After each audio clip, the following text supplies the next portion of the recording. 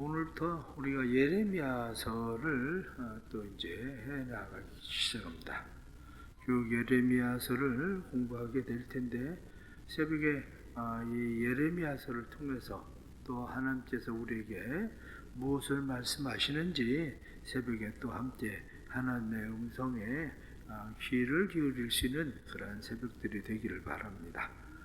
예레미야 이렇게 이야기하면 우리가 성경 뒤에 야자가 붙으면 여호와라는 말입니다. 여호와. 그래서 예레미야 이렇게 하면 여호와께서 높이신다. 이런 뜻을 가지고 있는 것이 바로 예레미야 이렇게 되어 있습니다. 이 예레미야 선지자에 대해서는 쭉 이제 앞으로 나아가면서 이야기할 시간들은 많아질 겁니다. 그런데 1절에 나타난 말씀 보면 베냐민 땅 아나돗의 제사장 중 hil기야의 아들 예레미야 이렇게 되어 있습니다. 베냐민 땅 아나돗 이렇게 아나돗의 제사장. 그런데 아나돗의 제사장 한 사람이 아니라 제사장들 이렇게 지금 표현되어 있습니다. 아나돗이라고 하는 땅이 어떤 땅인가에 대한 이해가 조금 필요한 겁니다. 이 아나돗이라고 하는 것은 솔로몬이 왕이 되죠. 그런데 솔로몬이 왕이 되기 전에 솔로몬과 같은 경쟁을 하고 있었던 또 다른 한 사람이 있었습니다. 그 사람이 누구냐면 바로 아도니아죠. 아도니아가 솔로몬보다 형이니까 당연히 내가 왕이 되어야지 아버지가 죽으면. 그 생각을 갖게 됩니다. 그런데 지극히 그 인간적인 생각을 가지고 있었던 사람들이 있죠. 그 사람이 누구냐면 장군으로서는 요압입니다. 평생 동안 다윗을 잘 섬기고 있었던 그러한 장군인 요압이 아도니아 편에 가담을 하게 됩니다. 왜냐하면 아도니아 편에 가담을 하게 된 것은 자연적으로 왕이 될 사람은 아도니아라고 그냥 생각을 한 거죠. 그리고 또 제사장들 가운데에는 또 그쪽에 가담을 한 사람이 있는데 그게 누구냐면 아비아달이에요. 아비아달. 그러니까 요압, 아비아달 이 사람들은 아도니아를 도와서 아도니아를 왕으로 세우려고 하는 사람들입니다. 그런데 그때에 솔로몬을 왕으로 세우려고 하던 사람이 있었죠. 그 사람은 누구냐면 나단은 처음부터 솔로몬이 태어날 때부터 나단은 하나님께서 솔로몬을 통해서 이스라엘의 왕위를 세울 거라고 약속하셨던 약속을 받은 사람이니까 그는 다윗에게 이야기를 합니다. 하나님께서 솔로몬을 왕으로 세우기로 하지 않았습니까? 이렇게. 그래서 솔로몬을 왕으로 세우기로 했다고 하는 이야기를 하고 솔로몬의 편에 선 사람이 있죠. 그게 누구냐면 사독입니다. 제사장으로서는 사독이 솔로몬 편에 서게 된 거고, 그리고 장군으로서는 문하야가 솔로몬의 편에 선 거죠. 근데 어디든지 전쟁이나 왕을 옹립하는 그러한 일에 한쪽이 이기면 한쪽 망하는 거죠. 그래서 당연히 아도니아 편에 서 있었던 사람들은 다 망하게 되는 거예요. 결국 마지막에는 아도니아도 죽고 뿐만 아니라 요압도 죽고 전부 죽습니다. 그런데 다윗과 그리고 솔로몬이 자기들 나름대로 가지고 있는 신앙 전통이 그래도 뭐냐면 하나님이 기름 부으신 자는 죽이지 않는다는 거예요. 그러니까 하나님이 기름 부으신 제사장인 아비아달을 죽일 수는 없었던 거예요. 그래서 그 제사장의 아비아달 가문에 속해 있었던 사람들을 전부 유배를 보냅니다. 그 유배지격의 역할을 한 그들을 따로 모아놓은 저게 역할을 한 그것이 아나돗이라는 것이. 그러니까 그들을 거기에다가 모아놓게 되는 거죠. 그들을, 제사장들을. 그래서 성경에 나오는 hil기야의 아들 예레미야 이렇게 이야기하면 망한 제사장 가문의 아들인 거죠. 여기는 예레미야는.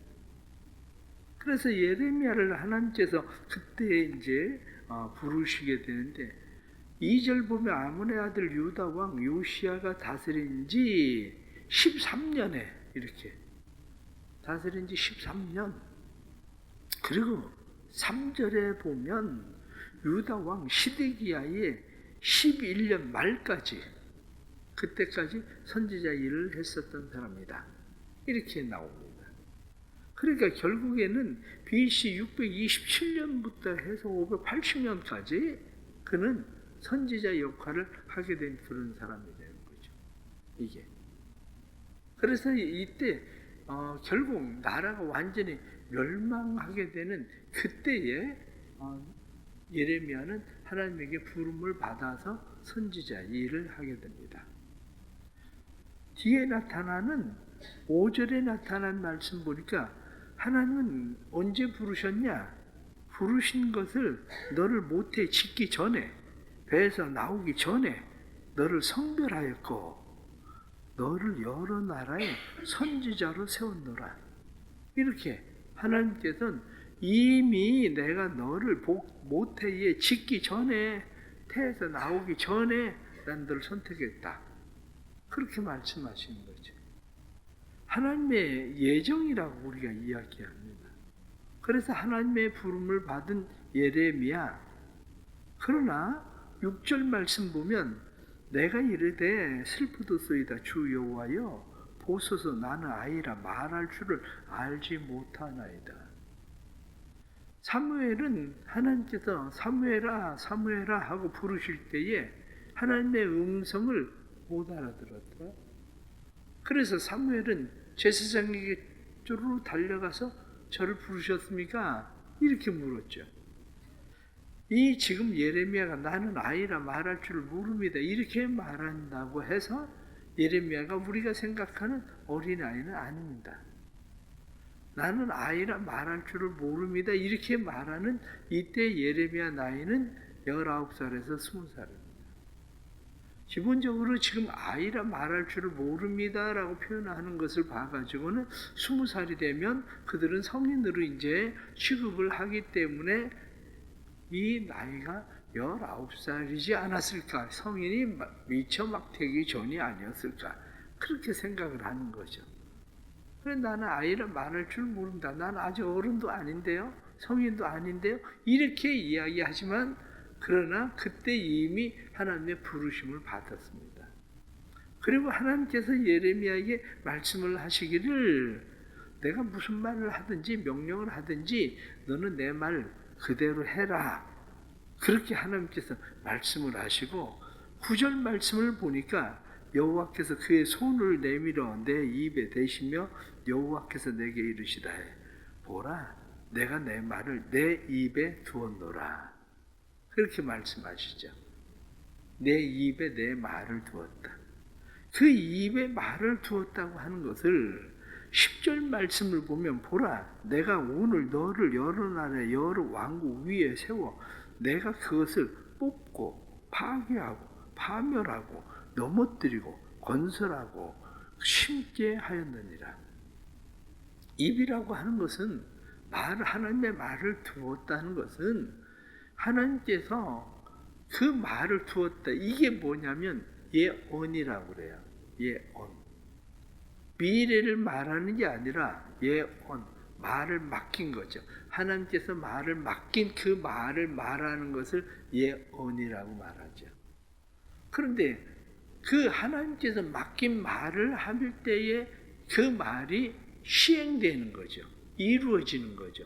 그러니까 누가 보면 그 말들에 대해서 저 사람이 어떻게 알고 말하지?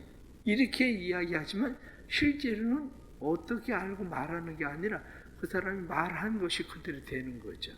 왜냐? 하나님께서 맡긴 말이니까 말씀에 나타나는 것처럼 뽑고 파괴하고 파멸하고 넘어뜨리고 건설하고 심게 하였다. 바로 그거예요. 우리가 누구를 위해서 때로는 기도하고 어떤 말을 하고 그러는 일들은 하나님께서 내게 이미 말을 맡겨주셨으면 내 말에 대해서 하나님이 책임을 지시는 거죠. 하나님께서 네가 말한 그대로 내가 시행하리라 이렇게 말한 것처럼. 왜냐? 그 말이 하나님께서 심고 뽑고 파멸하고 파괴하고 이러는 말이기 때문에, 그에게 입에 말을 맡겼기 때문에 그가 말하는 것이 하나님의 말씀이 되어서 그것이 실행되어지는 거죠. 그래서 그리스도인들은 때로는 누군가에게 말을 할 때 정말 조심해야 됩니다. 왜냐하면 여기 성경에 나타난 말씀처럼 건설하고 심고 그런 일은 좋죠. 그런데 파멸하고 그리고 넘어뜨리고 파괴하고 뽑고, 그것도 그리스도인들이 말 잘못하면 그걸 보게 됩니다. 그러니까 예수 믿는 사람들은 어디 가서 말을 할 때에 누구의 집에 들어가든지 그 집에 평안을 빌어라. 성경에 말씀하는 것처럼 평안을 비는 말을 해야 되는 거예요. 속에서는 저주를 하고 싶은 마음이 일어나도 저주를 하면 안 돼요. 저주하면 그대로 돼요. 그러니까 그런 일들은 함부로 하면 안 되는 거예요. 그게. 또 뒤에 나타난 말씀 11절 말씀 보니까 말씀하실, 내가 무엇을 보느냐 이렇게, 내가 무엇을 보느냐 이렇게 이야기하니까 살구나무 가지를 봅니다. 살구나무를 봅니다. 이렇게. 무엇을 보느냐? 이 본다라고 하는 말과 살구나무라고 하는 말, 이게 이제 언어의 유의라고 우리가 그렇게 이야기합니다. 샤케드. 그러면 살구나무, 샤케드. 그런데 쇼케드, 그러면 본다, 지켜본다, 이런 거거든요. 하나님은 내가 무엇을 보느냐 이렇게 물어보시는 거예요. 잘 지켜봐라, 그 얘기인 거예요. 결국은 잘 지켜봐라. 지금 예레미야는 내가 살구나무를 보나이다 이렇게 말합니다. 살구나무를 봅니다. 살구나무는 가장 먼저 피는 꽃이 살구꽃입니다. 가장 먼저 피는 꽃이 살구꽃. 그리고 이스라엘 백성들의 상징성 있는 부활을 상징하는 우리가 그것이 왜 가장 먼저 피는 나무꽃. 그래서 살구나무. 성막에 누가 이스라엘 지파 중에 제사장이냐? 그럴 때 왜 아론의 지파만 제사장을 하느냐? 그럴 때에 그들에게 이야기를 합니다. 그러면 너희의 지팡이들을 가져다가 성막에 두어라. 그래서요, 지팡이를 갖다가 성막에 두었더니 아론의 지팡이만 싹이 나고 꽃이 피고 살구 열매가 맺습니다. 그게 이스라엘 백성들에겐 봐라, 그래, 잘 봐. 내가 누구를 선택했는지 잘 봐. 그 얘기하고 있는 거예요. 지금 내가 살구나무를 보나이다 이렇게 이야기를 하지만 그 말 속엔 잘 지켜봐. 그 얘기를 담고, 너 진짜 이제 잘 지켜봐야 돼. 그 얘기를 하고 계시는 거죠. 하나님께서. 그 뒤에 나타나는 13절 말씀을 보면 여호와의 말씀이 다시 내게 임했다. 내가 무엇을 보느냐? 이렇게 물어봐요. 무엇을 보느냐? 그때 끓는 가마를 봅니다. 이렇게 말하죠. 그 끓는 가마를 본다. 그렇게 이야기하니까 재앙의 북쪽으로부터 그 끓는 가마가 기울어지는 것처럼 북쪽으로부터 재앙이 밀려올 거야. 그 얘기를 하나님께서 말씀하십니다. 그러면서 마지막 하나님이 말씀하신 것이 17절 말씀을 보면, 그러므로 너는 내 허리를 동이고 일어나라. 내가 내게 명령한 바를 다 그들에게 말해라. 그들 때문에 두려워하지 말라. 내가 그들 앞에서 두려움을 당하지 않게 하리라. 이렇게 말씀합니다. 그런데 일평생 두려움이 없이 예레미야가 생활을 했느냐? 그렇지는 않습니다. 두려움 때문에 죽음에 대한 두려움도 느끼고 예레미야도 두려움을 느낍니다. 그러나 하나님은 말씀하시기를 18절 말씀에 보라, 내가 오늘 너를 그 온 땅과 유다 왕들과 지도자들과 그 제사장들과 그 땅 백성 앞에 견고한 성읍, 쇠 기둥, 놋 성벽이 되게 하였은즉, 이렇게 한 분 하나님께서 말씀하시는 게 아니라 견고한 성읍, 쇠 기둥, 놋 성벽, 이 이야기는 누구도 해치지 못하도록 내가 책임질 거야. 그래도 인간적인 우리의 마음들은 하나님의 약속을 받았어도 늘 두려움에 빠집니다. 이 말씀은 예레미야가 어렸을 때 받은 그런 말씀인데, 이 어렸을 때 받은 나는 아이라 말할 줄 모릅니다, 이렇게 말할 때 받은 말씀인데, 평생 그가 이 말씀을 붙들고 산다고 해도 인간의 상황과 환경과 사람들로 인해서 두려움을 갖게 돼요. 마찬가지로 우리가 하나님의 약속의 말씀을 붙들고 살아도 우리는 그럴 수밖에 없습니다. 그런데 그게 없으면 우리의 삶은 오죽하겠습니까?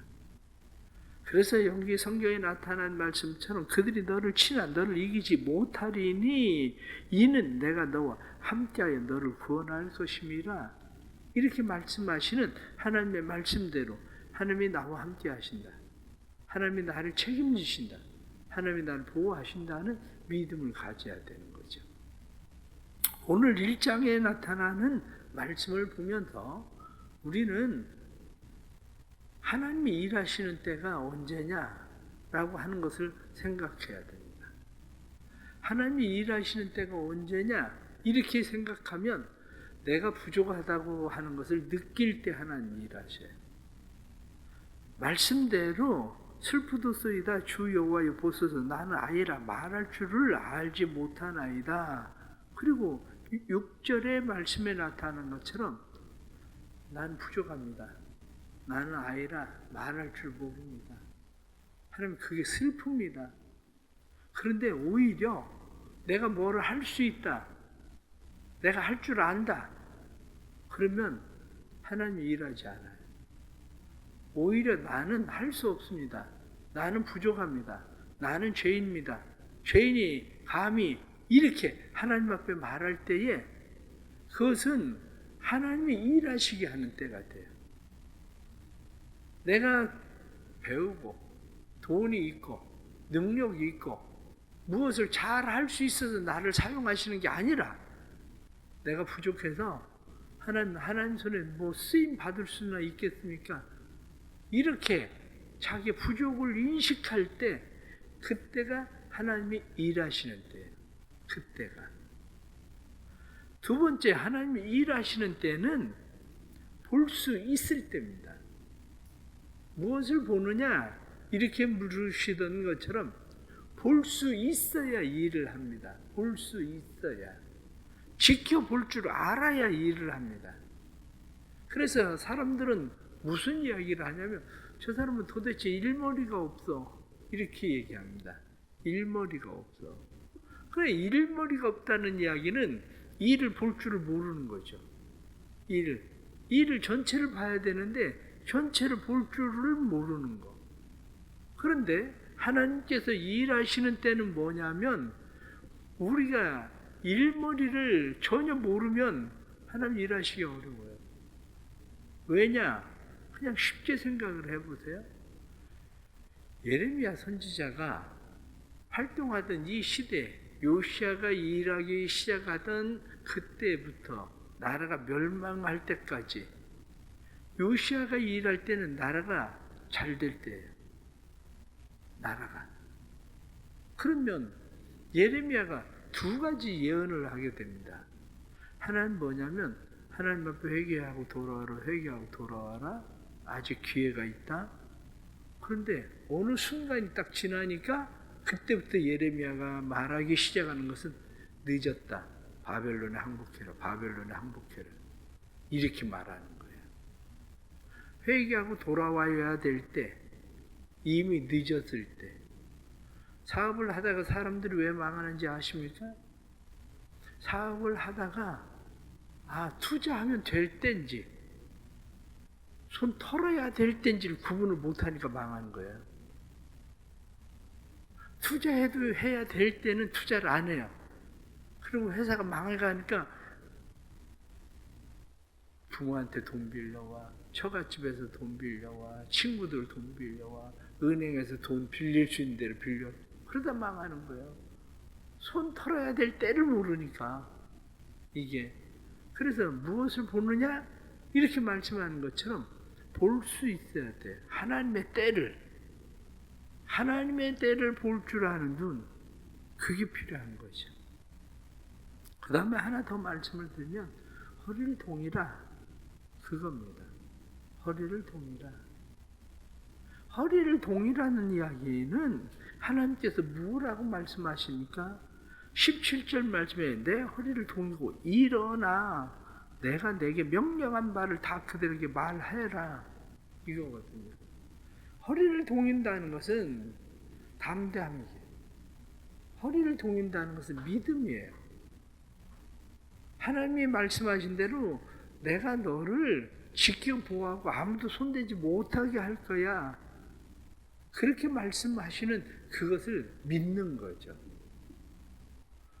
오늘 주시는 이런 말씀 생각하면서 오늘 하루를 또 살아가는 우리가 예레미야, 하나님이 높이신다. 내가 나를 높이는 게 아니라 하나님이 높이시는 삶. 하나님이 높이시려면 내가 부족하다는 걸 하나님 앞에 늘 고해야 돼요. 하나님의 뜻을 보려고 해야 돼요. 하나님의 뜻을. 그리고 그분을 믿고 의지하고 신뢰하십시오. 그러면 하나님이 우리를 위해서 일하시는 일들을 보게 될 겁니다. 하나님의 은혜가 또 오늘 하루 믿음의 담대함으로 예레미야처럼 살아갈 수 있는 복된 하루 될 수 있기를 간절히 바랍니다. 기도하겠습니다. 하나님 아버지 감사합니다. 또 이렇게 오늘부터 예레미야서를 또 공부하기 시작합니다. 예레미야서를 통해서 하나님께서 우리에게 말씀하시는 세미한 음성을 잘 들을 수 있게 해 주옵소서. 예레미야에게 보는 눈을 주시던 것처럼 저희들에게도 보는 눈을 허락해 주옵소서. 그래서 보는 눈을 열어주시고 보는 눈을 허락하셔서 저희들이 하나님의 뜻을 이룰 수 있도록 도와주옵소서. 하나님의 선하심을 기다립니다. 오늘 하루를 살아갈 때에 우리의 부족함을 주님 앞에 고할 때 부족함을 채우시는 은혜가 일어나게 하여 주시고 하나님의 뜻을 잘 분별하며 살아갈 수 있는 하루 될 수 있도록 도와주옵소서. 오늘도 두려워하지 않고 믿음의 담대함을 가지고 허리를 동이고 일어서서 하나님의 말씀을 전하는 말씀의 선포자가 될 수 있도록 은혜 베풀어 주옵소서. 병원에 입원해 있는 환우들 그리고 또 하나님께서 주시는 모든 연약한 성도들이 강하고 새 힘을 얻어서 생명의 주심을 누리는 복된 역사가 있게 해 주옵소서. 오늘 하루도 믿음으로 새벽에 기도할 때에 새벽에 기도를 들으시는 주님께서 기도에 응답하시고 우리 사랑하는 대성교회가 주의 은혜로 날마다 부흥하고 믿는 자들이 되어가게 하시는 은혜를 허락해 주옵소서. 예수님의 이름 받들어 기도드리옵나이다. 아멘.